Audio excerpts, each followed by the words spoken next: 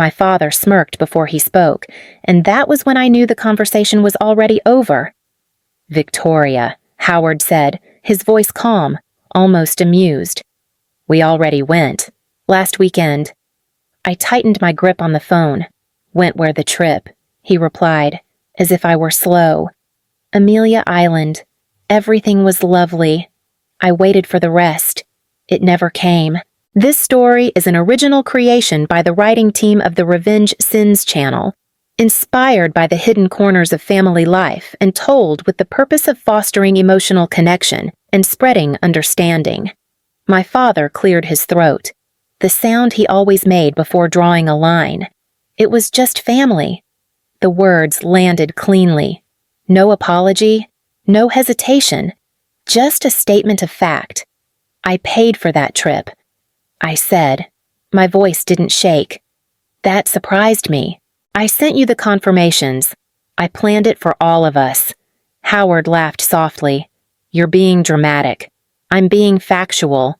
I said, "The flights, the suite, the car service. I covered everything." "Yes, and we appreciate that," he replied, already sounding bored. "But this wasn't about you." Something shifted, not anger, not shock. Something colder. "So you decided to go without telling me." I said. "We didn't think you'd want to come," he said quickly. Too quickly. "You're always busy. Work. Deadlines. Stress."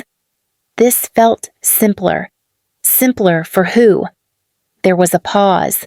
In that silence, I heard my mother breathing somewhere in the background, quiet as always. I imagined Julian scrolling on his phone, half listening, waiting for someone else to handle things. Howard spoke again. "Victoria, don't make this into something it isn't. Then tell me what it is," I said. "It was just family," he repeated, firmer now. "And honestly, this conversation is unnecessary." I felt the power move then, not in his volume, but in his certainty. He had already decided who belonged and who didn't. "I need you to listen," I said. "I took time off. I rearranged work. I believed this mattered. You'll get over it," he said. "You always do." The line went quiet, not disconnected, just waiting. Waiting for me to soften, to apologize, to make it easier. Instead, I ended the call. If you're listening to this right now, wherever you are, take a moment to stay with me. Not because this is dramatic, but because moments like this often sound smaller than they feel. Sometimes the sentence that changes everything is only 3 words long. I stood there with my phone in my hand, realizing something I hadn't been ready to admit before. I hadn't been excluded by accident. I had been removed with intention. By the next morning, the silence from my family felt organized, deliberate. I went to work anyway. "Morning. Victoria," my manager said as I passed his office. "Morning," I replied, steady enough to convince him, maybe even myself. At my desk, my screen filled with risk reports and compliance flags, patterns, probabilities.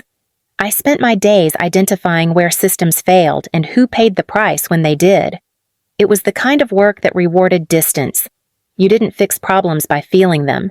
You fixed them by seeing them clearly. At lunch, Madeline called. "You sound quiet," she said without greeting. She always skipped greetings when something was wrong. "I'm fine," I said. "That's not an answer." I hesitated. "My family took the trip. The one you planned." "Yes." "And you didn't go?" "No." She let the silence sit between us. "Did they explain? They said it was just family?" Madeline exhaled slowly. "That's not an explanation. That's a decision." I didn't respond. She didn't push. That was why she was still in my life. After work, my mother called. I let it ring twice before answering. "Victoria," Eleanor said softly, "your father didn't mean to upset you. He meant exactly what he said," I replied. "You know how he is," she said. "He doesn't always think before he speaks. He planned a trip," I said. He thought plenty. She lowered her voice. This didn't have to become a conflict. It became one when I was excluded. You're being sensitive, she said. Everyone had a nice time. That's what matters. That's what matters to you, I said. She sighed. We didn't think you needed this. I almost laughed. Instead, I said, you didn't think about me at all. She didn't deny it. Later that evening, Julian texted, Hey, rent's short again. I'll pay you back. I stared at the message. Same wording as always. No mention of the trip. No acknowledgement of what had happened. I called him. Hey, he said. What's up? You went on the trip. I said, Yeah, he replied casually. It was great. You should have come. I wasn't invited. There was a pause. Dad handled all that. So you knew. I said, I didn't think it was a big deal. He said, You're always busy anyway. I ended the call before he could say more. That night, I opened the spreadsheet I hadn't touched in weeks. Family Buffer stared back at me, line after line, transfers, bills, gaps I had quietly filled. The total at the bottom wasn't just a number. It was a role I had never agreed to, but had been expected to keep playing. I closed the file without making changes. Not yet. The first time I sent money home, my father sounded surprised. You don't have to do that, Howard said, though he didn't refuse it either. I know. I replied. I want to. That was years ago, when wanting still felt clean. It started small. A late property tax notice because the check had slipped his mind. A medical deductible my mother said she would handle once her hours stabilized. I transferred the amount while standing in line for coffee, barely thinking about it. You're a lifesaver, Eleanor said that night. Just until things even out, they never did. Over time, the calls stopped sounding embarrassed and started sounding efficient. Victoria, we're short this month, my father would say. Already annoyed that the problem existed, how much I'd ask. I'll text you. Julian's requests were less formal. Hey, can you spot me for what rent? Again. Just temporary. Temporary became routine. One evening, I mentioned it at dinner when I was visiting. You know this can't go on forever. I said carefully. Howard didn't look up from his plate. Families help each other. I do help. I said, consistently. That's because you're the responsible one. He replied, You landed on your feet. Your brother hasn't. Julian smirked. Guess you're lucky. Sis. Something in that word lucky settled wrong. Later, in the kitchen, my mother touched my arm. Your father doesn't like feeling judged. I'm not judging. I said, I'm asking for balance. She lowered her voice. This conversation makes him uncomfortable, so I stopped having it. Instead, I started tracking everything. I told myself it was practical. I labeled the spreadsheet Family Buffer and logged each transfer with the same care I used at work. Date, amount, reason, late utilities, rent gap, emergency expense. The numbers grew quietly. Once, while updating the file, my phone rang. Victoria, Howard said, sharp. The car insurance lapsed. When I asked, yesterday, we need it reinstated today. I can send it. I said, but we should talk about. There's no time for this. He cut in. Just handle it. I handled it. The thank yous faded. Sometimes they disappeared entirely. One afternoon, my manager glanced at my screen. You're meticulous, he said. You catch things before they become disasters. I smiled. I didn't tell him I only practiced that skill in one direction. At home. I skipped therapy sessions because the copay felt selfish. I cooked instead of ordering in. I passed on trips with coworkers. What are you saving for? One of them asked. Family, I said, because it was easier than explaining. The spreadsheet crossed 6 figures late one night. I stared at the total, then minimized the file. I didn't feel proud. I felt assigned. The next call came the following week. Victoria, my father said. Already irritated. We're going to need another transfer. For what I asked. He sighed. Does it matter? That was when I understood something I hadn't wanted to see before. There was no agreement, no conversation, no end point. There was only expectation. And expectations, once normalized. Don't ask permission. The idea came to me the same way most bad ideas do, quietly, dressed up as responsibility. If money is the only thing we talk about, I said to myself, maybe I can change the conversation. I called my mother first. What would you think about a trip together, I asked. All of us. She hesitated. Your father doesn't love surprises. It wouldn't be a surprise. I said, I'd plan everything. That sounds generous. She replied, carefully. Where Amelia Island? I said, neutral, calm, easy. I'll talk to your father, she said, which meant she wouldn't challenge him. That evening, Howard called. You want us all in one place for a week, he said. It wasn't a question. Yes, I replied. No errands, no emergencies. Just time. He paused. You're paying. I am, I said. Flights, the suite, transportation. Fine, he said. Send the details. I booked everything through the shared family email Eleanor insisted we keep. She said it made things easier, that everyone could see updates without bothering me. I forwarded full access. I told myself trust was part of repair. When I mentioned the cost to Julian, he whistled. That's a lot. It's an investment, I said. In what he asked? In us. He laughed. You always make things sound serious. I booked the flights at comfortable hours, the kind that didn't require rushing or stress. I reserved a 3-bedroom oceanfront suite so no one would feel crowded. I added a car service because my father hated driving unfamiliar roads. I paid for activities no one had to commit to. Everything optional. Everything easy. When I finally confirmed the reservations, the total read $29,700. I stared at the number longer than I should have. Then clicked submit. I sent the itinerary in a single message. Dates, confirmation codes, check-in instructions. Howard replied first. Received. That was it. No excitement. No questions. No thank you. 2 days later, I followed up. Let me know if you need anything adjusted. My mother responded hours later. Looks fine. Julian didn't respond at all. At work. Madeline glanced at my calendar. You're taking time off. Yes, I said. For family, she asked gently. Yes, I repeated, more firmly than necessary. The week before departure passed without a single mention from home. No packing questions. No shared anticipation. I told myself they trusted me.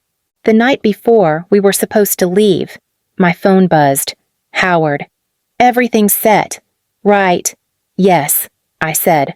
I'll call you in the morning. Good. He replied. Let's not complicate things. After the call ended, I opened the itinerary again. I read through each line like proof of effort. Proof that I had done my part. I went to bed believing that sometimes, if you plan carefully enough, you can outrun what's been broken. The morning we were supposed to leave, I called my father to confirm timing. He answered on the 3rd ring. Yes, I just wanted to check when you're heading out. I said, I'll coordinate the car service. There was a pause, then a sound like a small laugh. We already went. I didn't respond right away. Went where Amelia Island, he said. Last weekend. I sat down slowly. That's not possible. It is, he replied. Casual now. We're back. You told me to call this morning. I said. You said everything was set. It was, he said, just not the way you assumed. My chest tightened. Howard. I planned that trip. I took time off. I paid for it. Yes, he said, and then, almost impatiently, and we appreciate that. Then explain this to me. I said, explain how you went without telling me. He exhaled. Victoria, this doesn't need to be a whole thing. It already is. I said, it was just family. He replied, we didn't think you'd want to come. That's a lie, I said. You're always busy.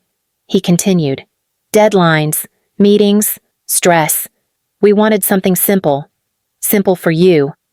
I said, invisible for me. He didn't answer. Somewhere in the background, I heard my mother move. She didn't speak. I need to see the reservations. I said, right now. You're overreacting. Howard said, everyone had a nice time. I ended the call. I opened my laptop and logged into the booking portal using the shared family email. The confirmation codes loaded without resistance. The dates were different. The guest list scrolled down the screen. Howard Sloan, Eleanor Sloan, Julian Sloan. My name wasn't there. I refreshed the page. I checked the details again. The room type had changed.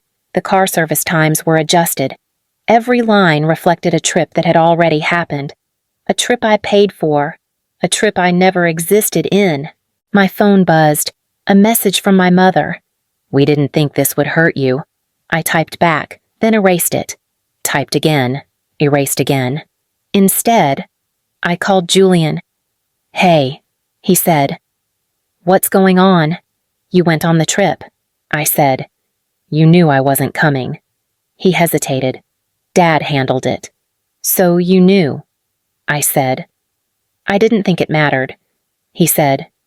You're always so independent. I paid for it, I said. I mean, he replied, uncomfortable now. You make good money. It wasn't like you needed it. I ended the call. I sat there with the itinerary open, reading through the modified details until the words blurred. It wasn't the money that made my hands shake. It was the precision, the fact that this required planning, that someone had deliberately removed me and pressed confirm. Later that afternoon, my father called again. Let's not drag this out, he said. You'll calm down. I'm calm, I replied. Good, he said. Then we can move on.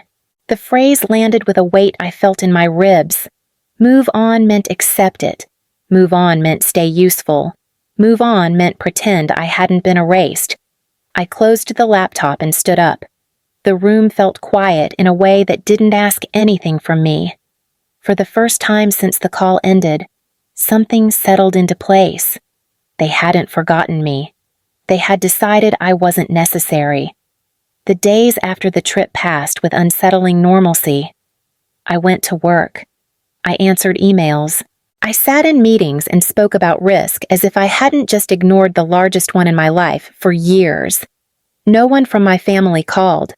That silence ended on Thursday evening. My phone buzzed while I was making dinner. A message from Julian. Short again. Rent's due tomorrow. Same as usual. I stared at the screen. No greeting. No mention of the trip. No acknowledgement of what had happened. Just an expectation wrapped in familiarity. I called him. Hey, he said, already distracted. Did you see my text? Yes, I replied. I saw it. So can you send it tonight? He asked. I'll catch up next month. You went on the trip. I said. There was a pause. Yeah. You didn't think to mention it. I said. I didn't think it was relevant. He replied. This is different. It isn't. I said. It's exactly the same. He sighed. Why are you making this harder than it needs to be? I took a breath. I'm not sending money. What his tone sharpened. Since when?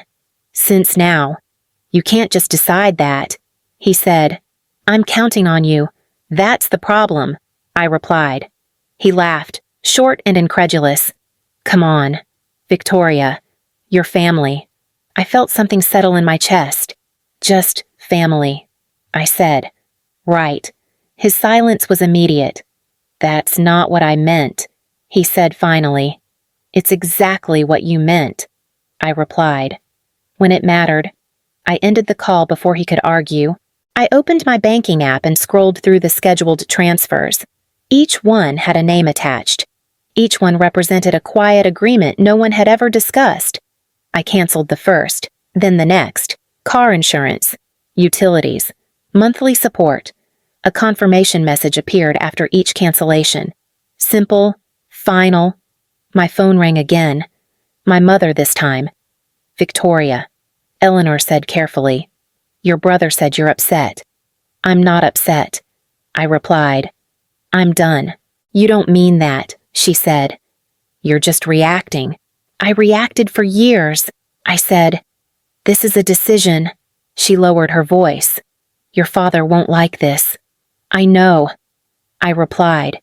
You're putting us in a difficult position, she said. I've been there for a long time. I replied. She didn't answer. I changed my passwords next. Email, banking, everything connected to money. When the final confirmation appeared, I felt something loosen. Later that night, my phone buzzed with another message from Julian. This isn't fair. I set the phone face down and left it there. The notification came while I was rinsing a plate. One sharp chime from my phone, different from the others. Motion detected. I wiped my hands and looked at the screen. The hallway camera showed 4 figures standing just outside my door. My father was closest to the frame, arms crossed, posture straight, the same stance he used whenever he wanted to be taken seriously. My mother stood slightly behind him, hands clasped, eyes lowered as if the camera itself made her uncomfortable.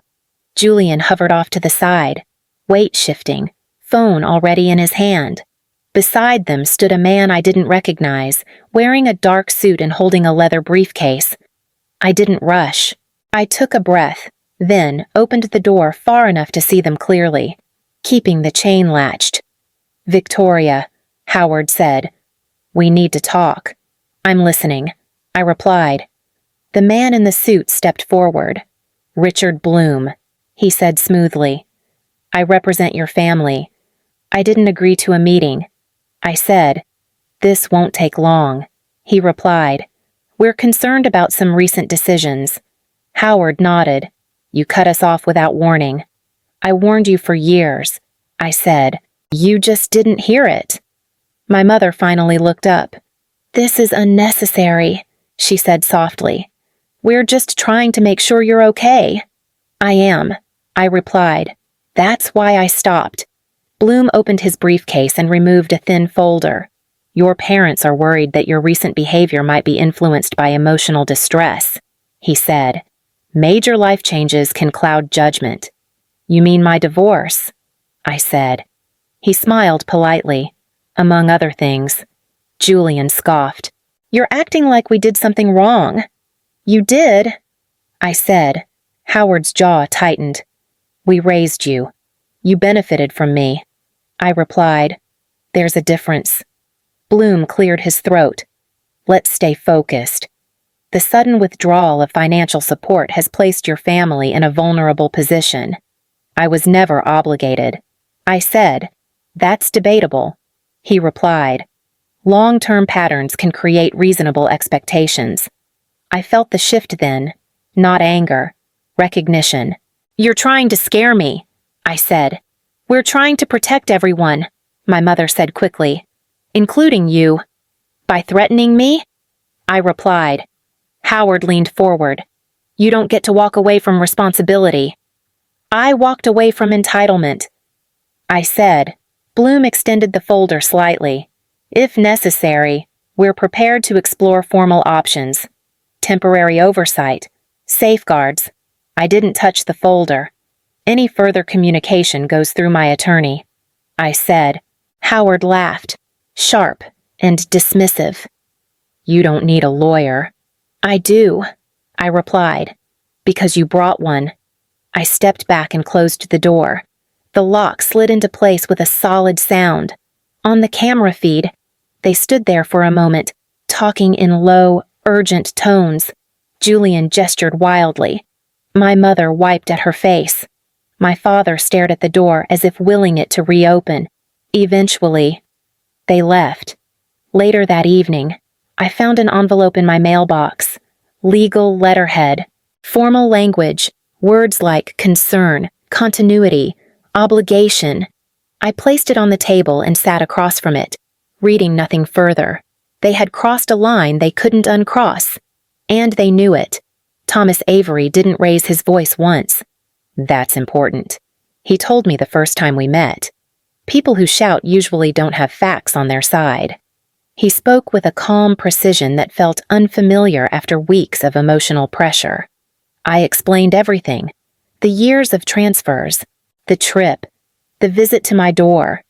He listened without interrupting, taking notes, nodding only when something mattered. They're not suing you because they expect to win, he said finally. They're doing it because they expect you to fold. I'm not folding, I said. I know, he replied. That's why we're here. The hearing took place on a gray morning that felt intentionally neutral. No drama, no spectacle, just a courtroom with too much space and very little patience for emotion. My family sat across the room. Howard's posture was rigid, his jaw set as if defiance alone could carry him through. Eleanor looked smaller, hands folded tightly in her lap. Julian avoided my eyes. Their attorney spoke first. His tone was polished, sympathetic. My client's concern, he said, is the sudden and destabilizing withdrawal of long-standing financial support. This behavior coincides with significant emotional upheaval in Ms. Sloane's life. Thomas stood. Ms. Sloane is employed full-time as a risk and compliance manager, he said evenly. She has maintained steady income, housing, and health for years. There is no evidence of instability. He presented the records, bank statements, employment reviews, message histories showing requests framed as emergencies, never agreements. These transfers were voluntary, he continued. There is no contract, no promise, no obligation. The opposing attorney introduced screenshots. You wrote, "I'll always take care of you," he said, holding up a printed message. Does that not imply responsibility? Thomas turned to me. You may answer. I stood. I said that during a conversation about love. I said, not law. The judge leaned forward slightly. Why did you provide support for so long? I didn't look at my family when I answered. Because I thought love was supposed to be expensive. I said, and I didn't know how else to belong. The room stayed quiet. The judge reviewed the documents again, then spoke without ceremony.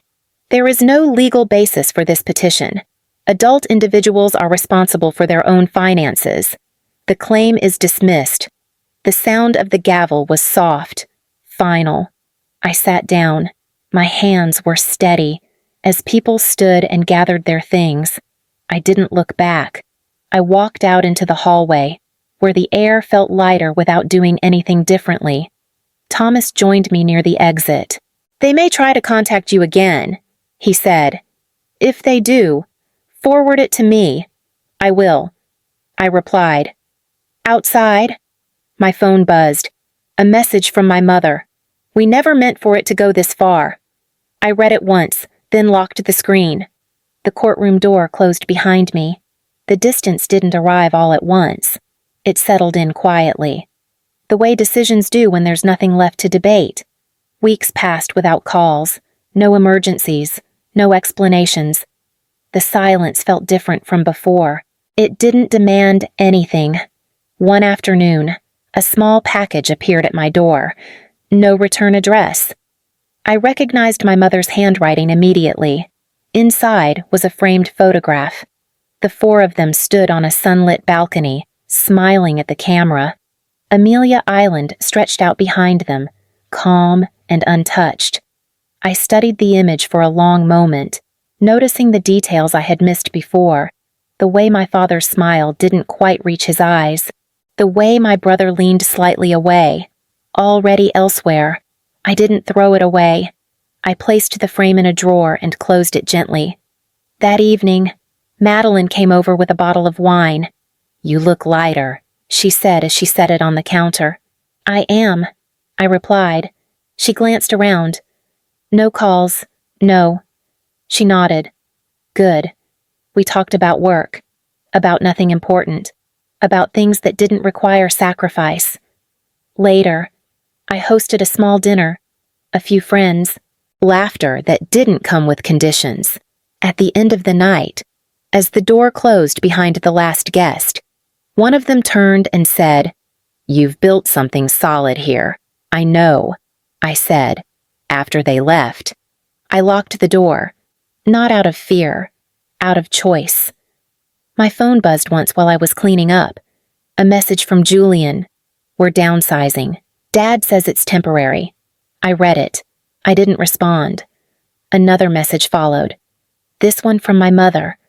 "I hope you're happy." I set the phone down. Later, sitting alone, I thought about how long I had mistaken endurance for love, how often I had confused access with belonging. If this story feels familiar, if you've ever been placed in a role you didn't choose and told it was your responsibility to keep everything together, you're not alone. Sometimes the bravest thing you can do is step out of the part you were assigned. The quiet that followed wasn't empty. It was mine.